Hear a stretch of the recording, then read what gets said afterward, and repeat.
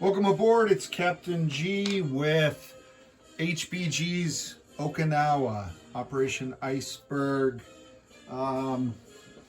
with the new Pacific Command Series rule set. So we just started turn 1.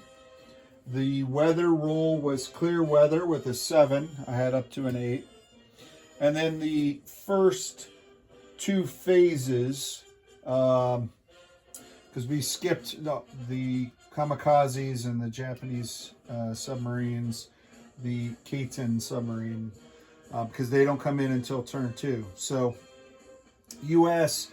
did air attacks and shore bombardments. So air attack is just the circle, shore bombardment is the little orange star cluster, if you will, in a variety of zones within range of battleships and cruisers. Destroyers have to be adjacent in this game, and that's because the size of the map or size of the land zone, Okinawa, that the map's representing is very different.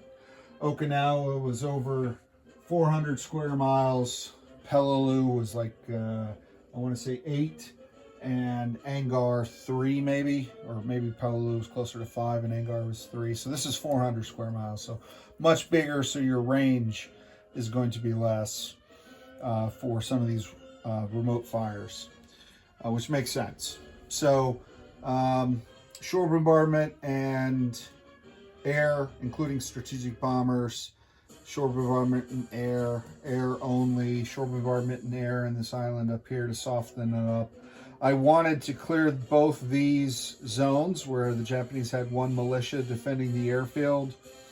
I got a hit here, so the 6th Marines were able to land unopposed, but I missed here, and that changed the mix of what I brought on land, and you can't really see that, sorry. You're at a high point of observation, not close detail. So I brought all infantry in with the LVTs, but in here, because I needed to make sure I got a hit and an opposed beach landing, I brought the tank, the flame tank, with me, because attacking off the beach is a -1 to your roll. So the tank got a hit and took out the militia, and the militia missed. So the 1st Marines were able to land without casualties, and the Army divisions, the first wave, landed unopposed.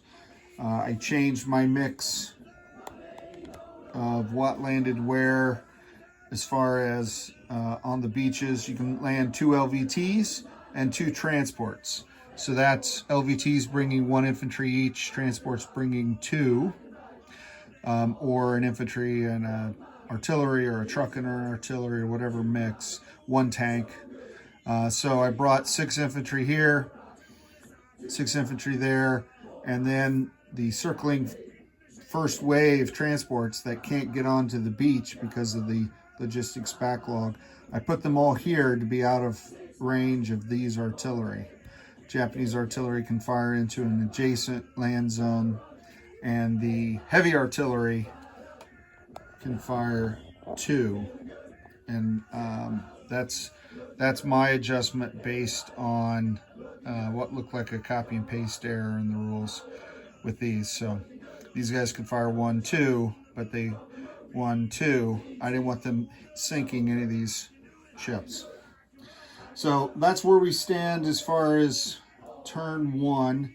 It's the Japanese half of the turn next, so they'll get their artillery phase, they'll get movement if they want to do any movement, and then combat, and then we'll start bringing on U.S. reinforcements and Japanese reinforcements. So turn 1, U.S. reinforcements will be this first row here, embarking on any available transports, not a lot because the rest are on the beaches. So there's going to be a backlog as the U.S. units get not only lift, but have space on the beaches. Looking ahead, I am planning to take this island, but I want to continue to soften it up because again, this is an opposed landing. All of the units landing here have a -1, and if I land infantry with artillery, there's no combined arms benefit. It's part of the coming off the beach penalty. And I can only land 2 LVTs and 2 transports, similar to what you saw with the 1st Marines. So I want to make sure that this gets whittled down to a size that size force could take out. The longer I wait, though, the longer the Japanese are going to get 4 kamikazes for this airbase and wreak havoc on the fleet. So that's a fun trade-off as far as decision-making process. So let's take a look at the victory counter. This game, I'm trying to track this more closely to see how it goes. And so far, the Japanese start with 50 victory points because they're in control of the island. The U.S. starts with 0, obviously. We capture 2 airfields, 15 points each, so that's 30 points. We took out 3 infantry for 6, and we took out a stack of militia. I'm not going to count those, but I ended up at 42 victory points. So 36, so it looks like 6 militia would be the number. Okay, so 42.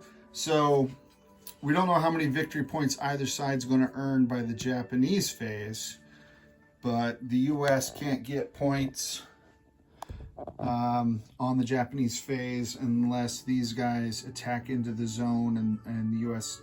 wipes them out without taking casualties. It's the only way the U.S. could score points, right?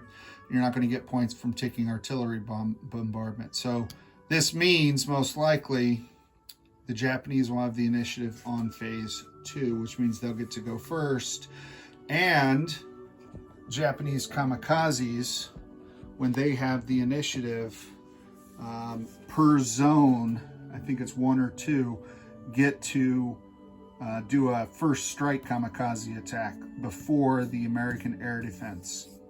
So this initial kamikaze blow will be massive, and I expect to cause some damage in the fleet. So hopefully my fleet defenses are set up properly.